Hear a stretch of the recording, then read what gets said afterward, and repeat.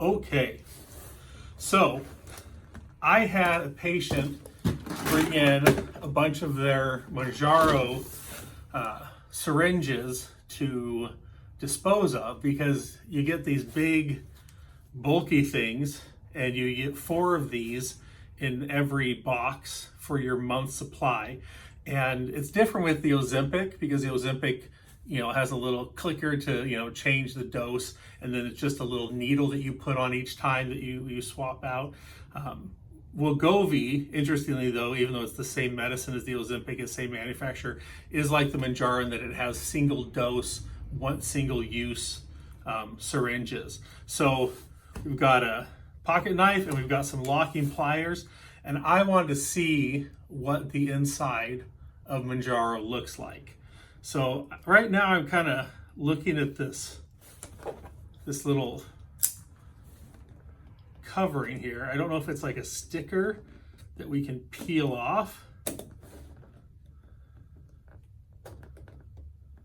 get a look at the inner workings.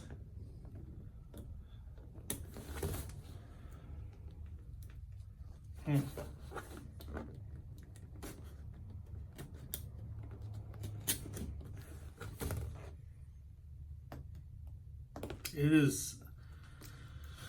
is stuck. Oh, here we go. We're making a little progress. Oh.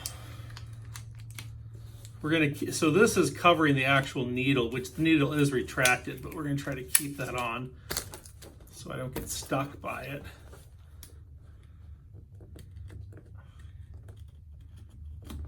Interestingly, this comes off pretty easily, except right where it's the lot number and the expiration date. Well, we can see there's an inner spring.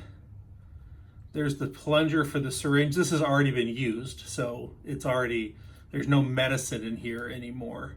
I have had some patients say that they dropped it. I had one guy that dropped it, like on carpet, and he said it literally, like he'd unlocked it and then dropped it, and it just falling on the carpet. He totally lost the injection. It just, injected out of the syringe without it being inside of him, or without him putting any real pressure on the button. It just kind of did it. But well, that just looks like it's maybe just a plastic plunger. So, all right. We're gonna see how hard it is to get into this thing. I'm gonna try it just without the pliers. Oh.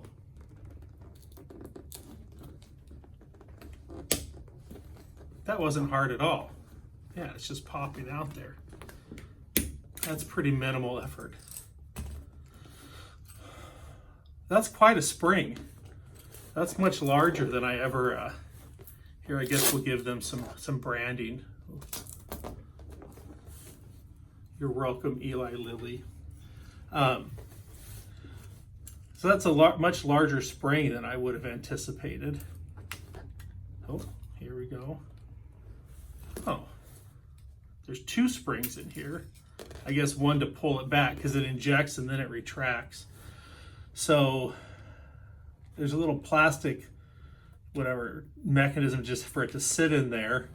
So here's your actual needle and the syringe.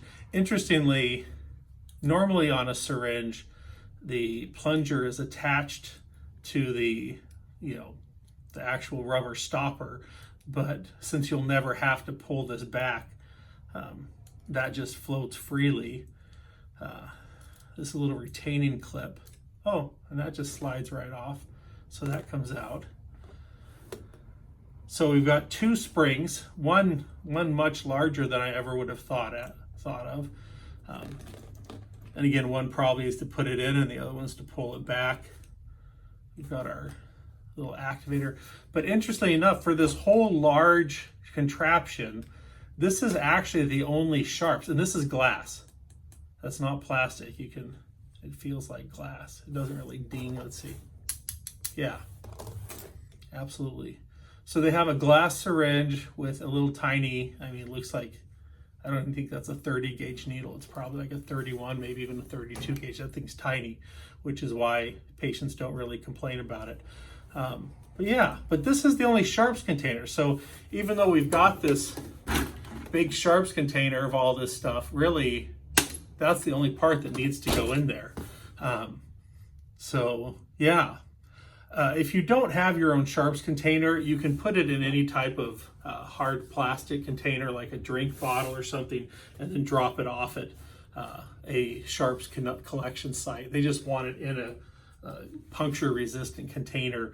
But yeah, that's very interesting. Mounjaro, huge package, and really just one tiny little glass syringe and a tiny needle, and that's all that actually has to be put into the sharps container. And then you can do whatever you want with all this other stuff. Well, there you go. That's what's in a Mounjaro syringe.